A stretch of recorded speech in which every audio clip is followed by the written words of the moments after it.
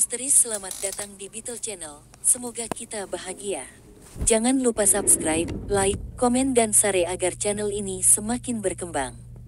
Terima kasih. 3 Days of Happiness, author Sugaru Miyaki.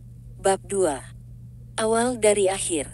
Setelah menundukkan kepala dalam-dalam dengan, saya benar-benar minta maaf, untuk ke-19 kalinya hari itu, saya mengalami pusing, jatuh ke tanah, pingsan, dan jatuh pingsan.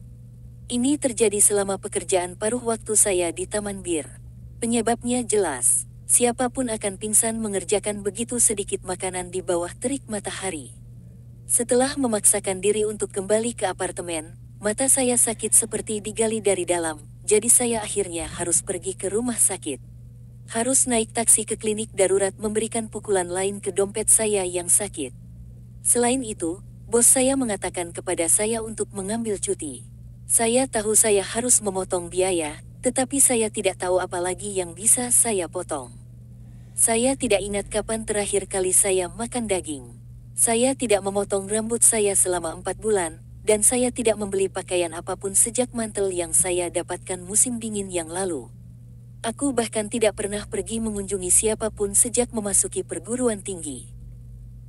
Saya tidak dapat bergantung pada orang tua saya, jadi entah bagaimana saya harus menghasilkan uang sendiri. Harus berpisah dengan CD dan buku membuat hati saya sakit.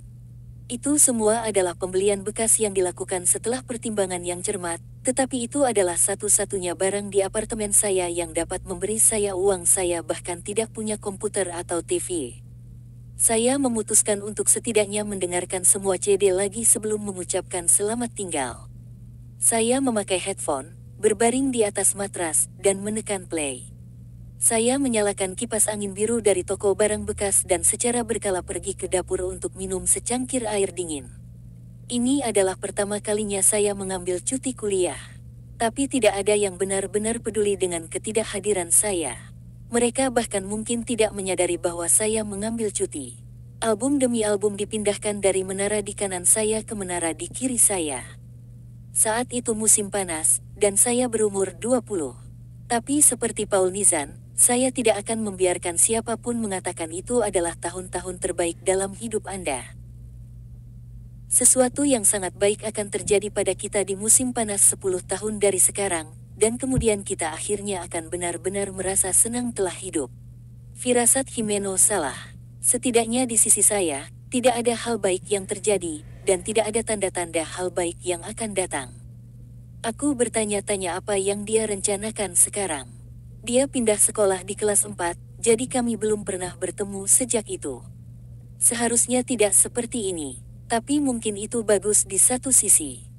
Dengan tidak mengikuti saya sampai SMP, SMA, dan perguruan tinggi, dia tidak harus melihat perubahan saya menjadi orang yang biasa-biasa saja dan membosankan. Meskipun Anda juga bisa memikirkannya seperti ini, jika teman masa kecil saya bersekolah di sekolah yang sama dengan saya mungkin tidak akan berakhir seperti ini. Ketika dia ada di sekitar, itu membuat saya tegang.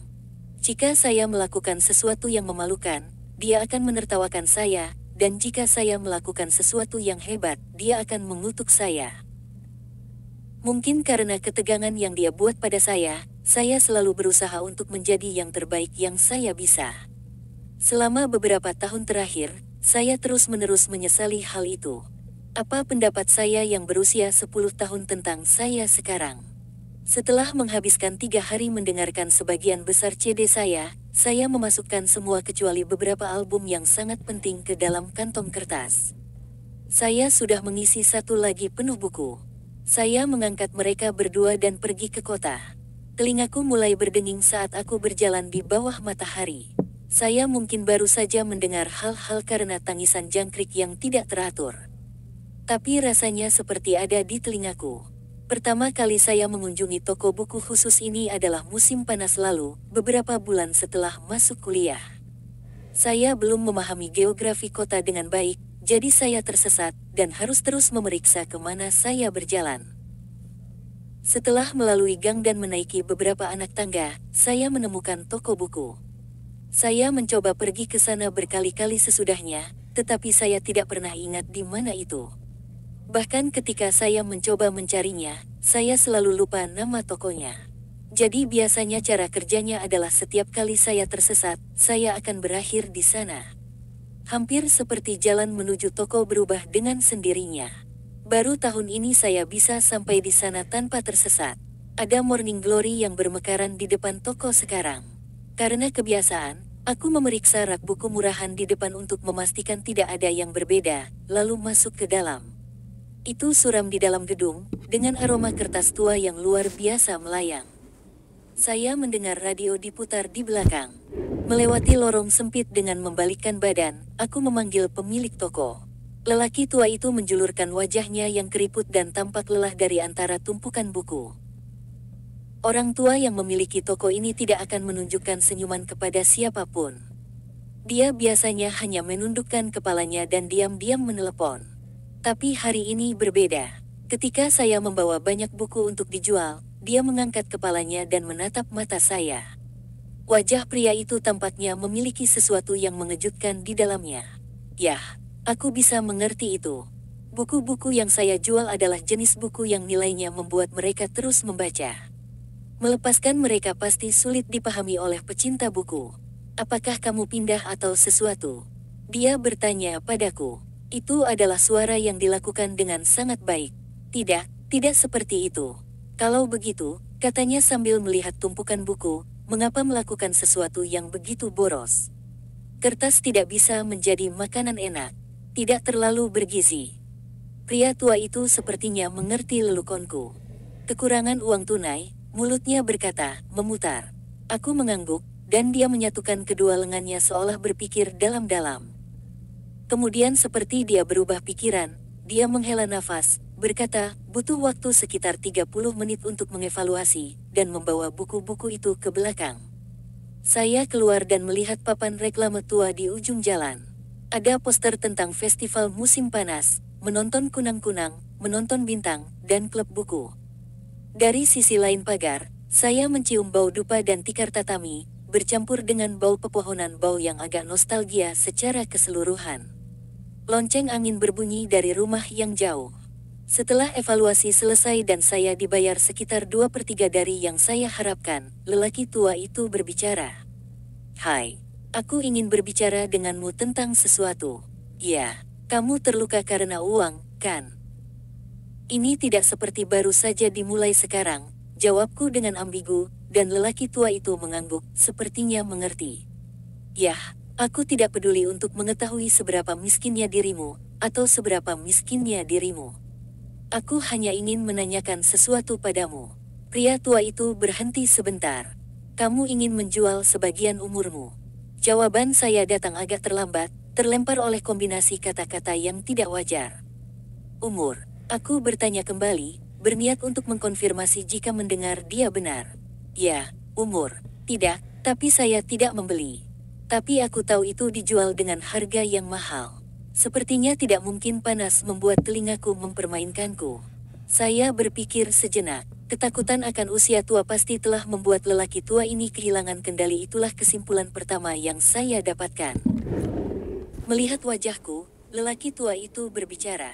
Tidak bisa menyalahkanmu karena mengira aku bercanda. Atau mengira orang tua ini sudah pikun. Tetapi jika Anda ingin menghibur omong kosong saya, lihatlah, saya akan memberitahu Anda di mana. Anda akan melihat saya tidak berbohong. Saya mendengar penjelasannya, semuanya dengan sebutir garam. Singkatnya, inilah yang dia katakan padaku. Di lantai 4 gedung tidak jauh dari sini, ada toko yang akan membeli umurmu. Berapa harga jualnya bervariasi di antara orang-orang. Itu akan lebih jika kehidupan yang terbentang di depan Anda lebih memuaskan. Aku tidak benar-benar mengenalmu sama sekali, tapi kamu tidak terlihat seperti orang jahat, dan kurasa kamu memang suka buku. Pasti punya nilai, kan? Saya secara nostalgia mengingat pelajaran yang saya dengar di sekolah dasar, dan berpikir betapa akrabnya semua itu. Menurutnya, selain umur, Anda juga bisa menjual waktu dan kesehatan Anda di toko ini. Apa perbedaan antara umur dan waktu? Tanyaku. Juga tidak yakin tentang perbedaan antara umur dan kesehatan. Belum tahu detailnya. Ini tidak seperti saya pernah menjualnya. Tapi orang yang sangat tidak sehat bisa hidup puluhan tahun, dan orang sehat bisa tiba-tiba meninggal, itu pasti bedanya, kan? Namun, tidak dapat membayangkan apa masalahnya dengan waktu. Pria itu menggambar peta di buku catatan dan menulis nomor telepon untuk saya. Saya berterima kasih padanya dan meletakkan toko di belakang. Tapi saya yakin, toko yang menjual umur, ini hanyalah fantasi lelaki tua itu untuk membuat dirinya merasa lebih baik. Dia pasti takut kematian mendekat dan muncul dengan gagasan untuk dapat membeli dan menjual kehidupan. Karena, maksud saya, bukankah itu terlalu bagus untuk menjadi kenyataan? Harapan saya setengah benar. Itu pasti terlalu bagus untuk menjadi kenyataan. Tapi harapan saya setengah salah. Pasti ada toko yang berurusan dengan umur. Setelah menjual buku-buku saya, kaki saya membawa saya ke toko CD. Pantulan sinar matahari dari aspal sangat buruk, dan butir-butir keringat mengalir di wajahku. Saya haus, tetapi saya bahkan tidak punya uang untuk membeli jus dari mesin penjual otomatis. Aku harus bertahan sampai tiba di apartemenku. Berbeda dengan toko buku, toko CD memiliki AC yang layak. Ketika pintu otomatis terbuka dan saya bermandikan udara sejuk, saya mendapati diri saya ingin melakukan peregangan. Aku menarik napas dalam-dalam dan membiarkan udara meresap ke dalam tubuhku. Toko itu memainkan lagu musim panas yang populer, yang kurasa masih sepopuler saat aku masih SMP. Saya pergi ke konter, memanggil petugas berambut pirang yang biasa, dan menunjuk ke kantong kertas di tangan kanan saya. Dia menatapku dengan ragu. Wajahnya berangsur-angsur berubah menjadi sesuatu yang sepertinya menyiratkan bahwa saya telah mengkhianatinya dengan kejam. Wajah yang berkata, "Bagaimana Anda bisa melepaskan semua CD ini?" Pada dasarnya reaksinya sama dengan orang tua di toko buku. "Peristiwa macam apa ini?" si pirang bertanya padaku. Dia adalah seorang pria berusia akhir 20-an dengan mata murung. Dia memakai kaos band rock dan denim pudar, dan jari-jarinya selalu bergerak gugup. Sama halnya dengan toko buku, saya menjelaskan bagaimana saya harus menjual CD saya. Lalu dia bertepuk tangan dengan, "Kalau begitu, aku punya sesuatu yang bagus untukmu. Mungkin aku seharusnya tidak memberitahumu, tapi aku benar-benar menyukai selera musikmu, Bung. Jadi hanya di antara kita, oke?" Kedengarannya seperti kata demi kata yang akan dikatakan oleh seorang penipu. Si pirang berkata, "Ada toko yang akan membeli umurmu di kota ini." "Umur?" tanyaku balik. Tentu saja, saya menyadari ini menjadi pengulangan dari percakapan saya sebelumnya. Tapi saya hanya harus mengulangi pertanyaan itu. "Ya, umur," dia menegaskan dengan sangat serius. Apakah itu semacam iseng untuk mengolok-olok orang miskin? Sementara saya bingung bagaimana menanggapinya, dia menjelaskan, berbicara dengan cepat. Itu sebagian besar cerita yang sama dengan apa yang dikatakan lelaki tua di toko buku itu kepadaku, tetapi dalam kasus lelaki ini, tampaknya dia benar-benar telah menjual sebagian umurnya. Ketika saya bertanya berapa harganya, dia mengelak dengan, "Tidak bisa memberitahumu itu." Si pirang menggambar peta dan menulis nomor telepon. Tidak perlu dikatakan lagi bahwa mereka cocok dengan apa yang diberikan lelaki tua itu kepadaku. Saya memberi isyarat terima kasih dan meninggalkan toko. Saat saya melangkah keluar di bawah matahari, udara panas dan berat menempel di kulit saya. "Hanya untuk hari ini," kataku pada diri sendiri, memasukkan koin ke mesin penjual otomatis terdekat, dan setelah banyak pertimbangan memilih sari apel. Setelah memegang kaleng dingin dengan kedua tangan sebentar, saya menarik tapnya dan mengambil waktu untuk meminumnya. Manisnya minuman ringan yang menyegarkan menyebar melalui mulutku. Aku sudah lama tidak minum apapun yang berkarbonasi, jadi setiap tegukan membuat tenggorokanku kesemutan. Setelah saya menghabiskan semuanya, saya membuang kaleng kosong itu ke tempat sampah. Aku mengambil peta yang telah ditarik kedua pegawai dari sakuku dan menatapnya. Itu pasti dalam jarak berjalan kaki. Sepertinya saya sebenarnya akan pergi ke gedung ini dan menjual umur, waktu, atau kesehatan saya. Aku sangat bodoh. Aku memutar mataku, mengepalkan peta, dan membuangnya. Tapi akhirnya, saya menemukan diri saya di depan gedung itu. Itu sudah tua. Dindingnya sangat gelap sehingga tidak mungkin membayangkan warna aslinya. Mungkin bahkan bangunan itu sendiri tidak dapat mengingatnya lagi. Itu tidak terlalu lebar, saya merasa seperti diremukkan di antara gedung-gedung di kedua sisinya. Liftnya tidak berfungsi, jadi saya harus naik tangga ke tujuan saya di lantai 4. Saya berkeringat di setiap langkah yang saya panjat, menghirup udara pengap, diterangi oleh lampu neon yang menguning. Saya pasti tidak percaya cerita tentang menjual umur Anda. Sebaliknya, saya mempertimbangkan kemungkinan bahwa kedua pegawai menggunakan semacam metafora untuk menyinggung pekerjaan menguntungkan yang tidak dapat mereka bicarakan secara langsung, seperti dengan risiko memperpendek umur Anda. Tidak ada yang tertulis di pintu saya temukan di lantai 4. Tapi entah bagaimana, saya yakin ini adalah tempat yang mereka bicarakan. Aku menatap kenop pintu selama 5 detik tanpa bernapas, lalu meraihnya dengan tekad. Melalui pintu ada ruangan yang tak terbayangkan bersihnya mengingat bagian luar bangunan. Saya tidak menunjukkan kejutan apapun. Di tengah ada deretan etalase kosong, dan di sepanjang dinding ada rak kosong, tapi entah kenapa, itu terasa alami bagiku. Namun, dari sudut pandang umum, itu adalah ruangan yang sangat aneh. Seperti toko perhiasan tanpa perhiasan, dokter mata tanpa kacamata, toko buku tanpa buku. Itu adalah jenis perbandingan yang akan saya buat. Saya tidak menyadari ada seseorang tepat di sebelah saya sampai mereka berbicara. Selamat datang. Saya menoleh ke suara itu dan melihat seorang wanita duduk, mengenakan setelan jas. Dia menatapku dari bawah kacamata berbingkai tipis seolah-olah diam-diam mengevaluasi. Saya gagal menemukan waktu untuk bertanya, toko apa sih ini? Karena dia bertanya sebelum saya bisa membuka mulut, waktumu, kesehatanmu, atau umurmu. Saya sudah muak dengan pemikiran saat itu. Jika Anda ingin menggoda saya, silakan dan menggoda. Umur, aku segera menjawab. Aku akan membiarkan ini dimainkan untuk saat ini, pikirku. Apa yang harus saya kehilangan pada titik ini? Itu tidak pernah pasti, tetapi dengan asumsi saya memiliki sisa 60 tahun, saya memperkirakan bahwa itu akan bernilai sekitar 600 juta yen. Saya tidak sombong seperti saat saya masih SD, tetapi saya masih memegang keyakinan bahwa saya lebih berharga dari rata-rata orang. Jadi saya pikir saya bisa menjual 10 juta setahun. Bahkan pada usia 20, saya tidak dapat melepaskan diri dari gagasan bahwa saya istimewa. Keyakinan itu tentu saja tidak didukung oleh apapun. Saya hanya mencoba bertahan pada kejayaan masa lalu. Saya berpaling dari kenyataan, yang tidak menunjukkan tanda-tanda perubahan haluan, dan berkata pada diri saya sendiri bahwa suatu hari nanti, pasti, saya akan sukses besar sehingga saya dapat menghapus tahun-tahun yang tidak berharga ini sebagai tidak pernah terjadi. Dengan bertambahnya usia saya setiap tahun, skala kesuksesan yang saya impikan tumbuh.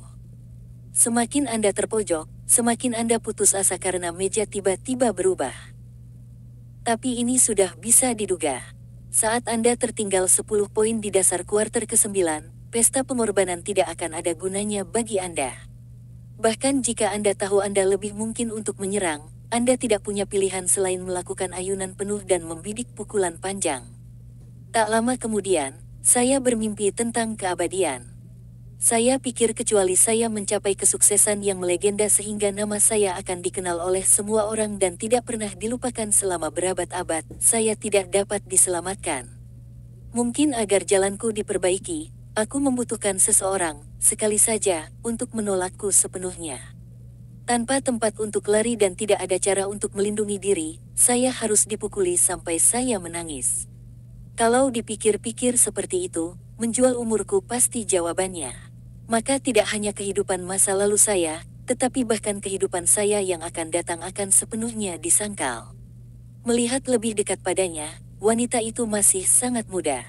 Hanya dari penampilannya, saya akan menduga antara 18 sampai 24. Evaluasi Anda akan memakan waktu sekitar 3 jam, katanya, tangannya sudah mulai mengetik di keyboard. Saya pikir akan ada semacam proses yang membosankan, tetapi sepertinya saya bahkan tidak perlu menyebutkan nama saya. Belum lagi nilai sesuatu yang tak tergantikan seperti nyawa manusia bisa diketahui hanya dalam waktu 3 jam. Tentu saja, nilai itu adalah sesuatu yang diputuskan oleh mereka, belum tentu universal. Tapi itu satu standar. Aku meninggalkan gedung dan mondar-mandir tanpa tujuan. Langit mulai redup. Kakiku mulai lelah, dan saya lapar. Saya ingin istirahat di restoran, tetapi saya tidak punya dana untuk disisihkan.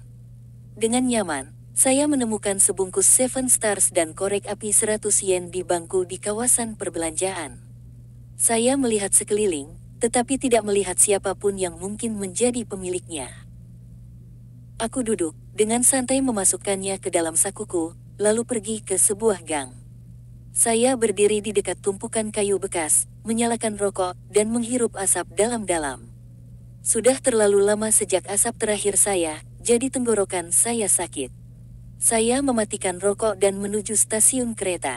Tenggorokanku mulai terasa kering kembali.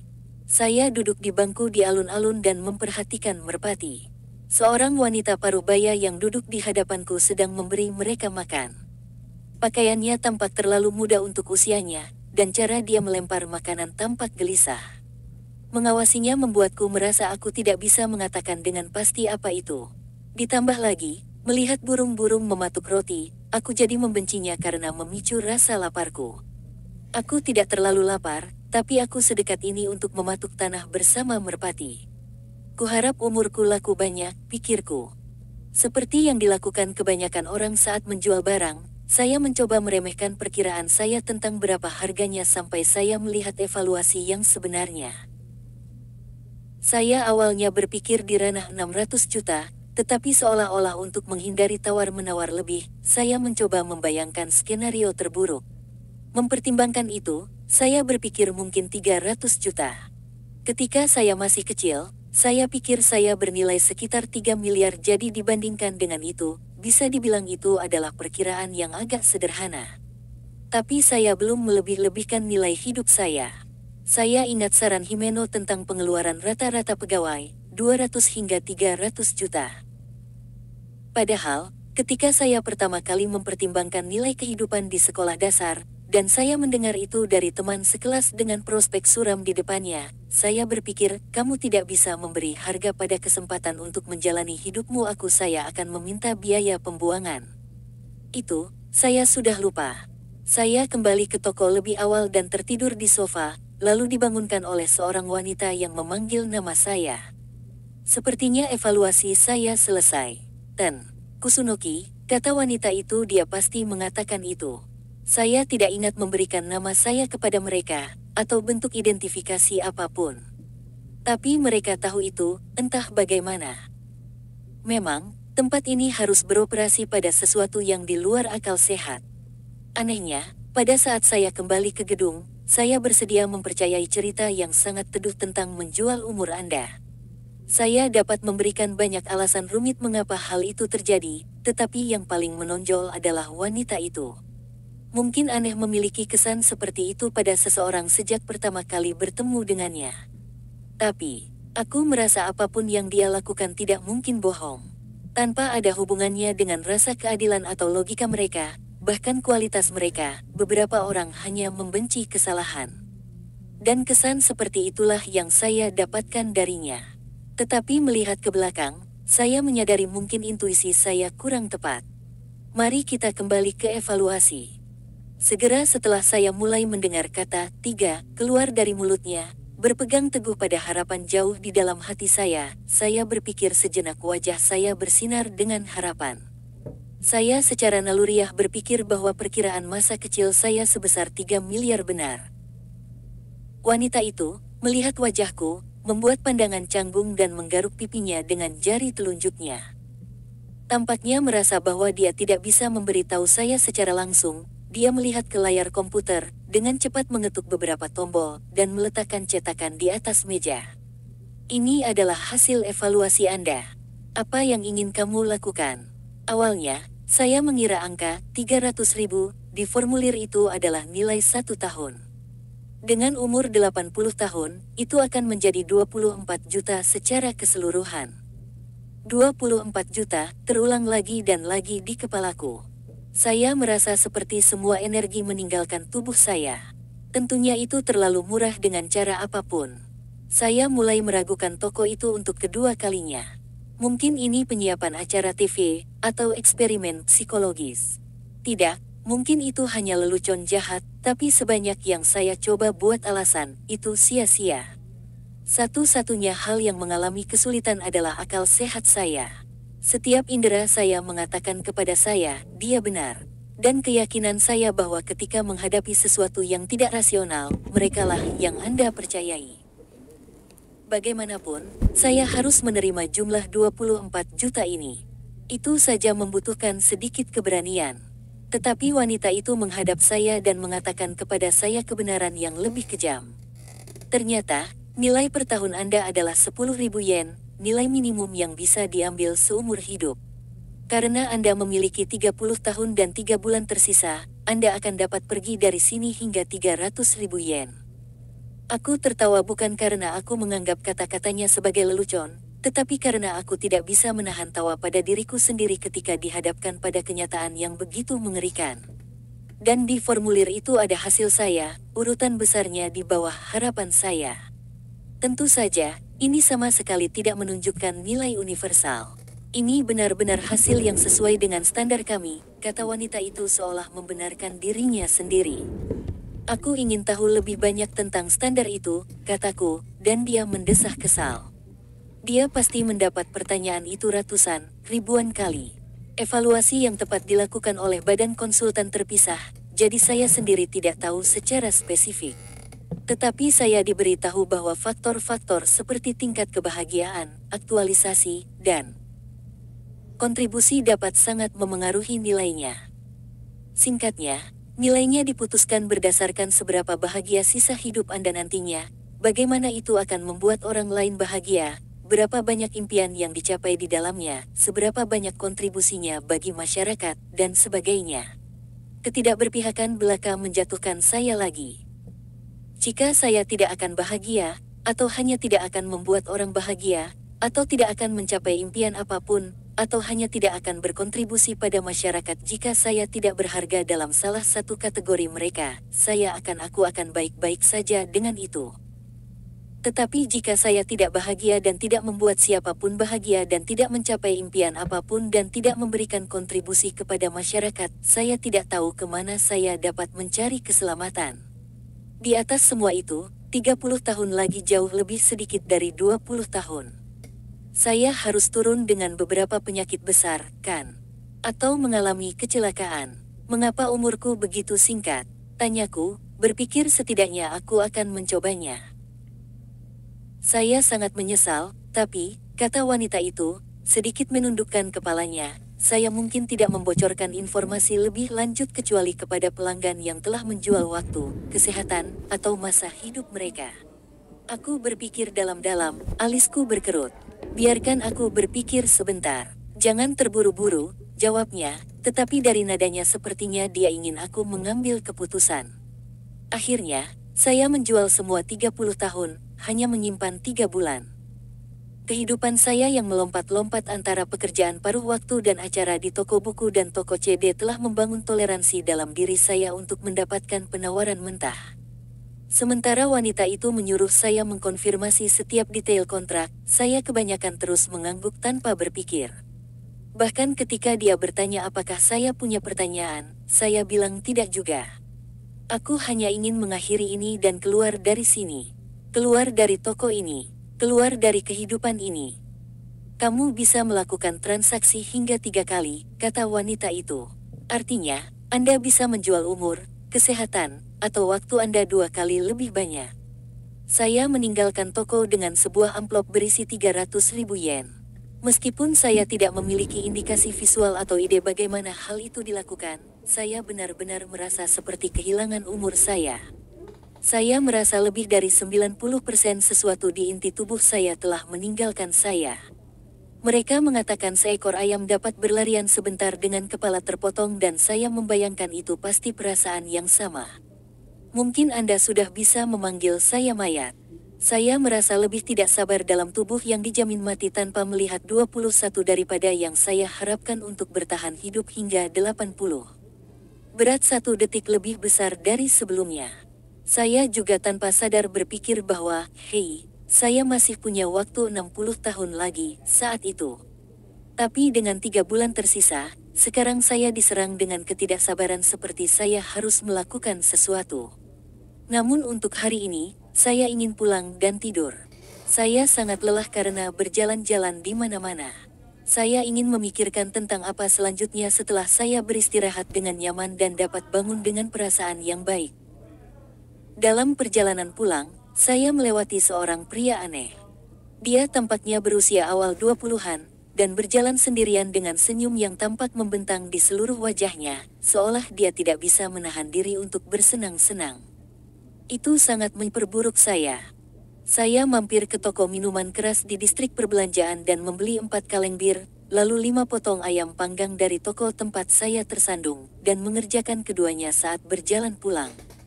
3 bulan tersisa. Tidak ada gunanya mengkhawatirkan begitu banyak tentang uang. Sudah lama sejak saya minum alkohol. Itu menenangkanku, tapi mungkin itu bukan ide yang bagus. Saya merasa mual dalam waktu singkat, dan menghabiskan 30 menit muntah begitu sampai di rumah. Begitulah cara saya memulai 3 bulan terakhir saya. Hampir dengan cara yang paling buruk. Bersambung, terima kasih telah menyaksikan dan mendukung channel ini.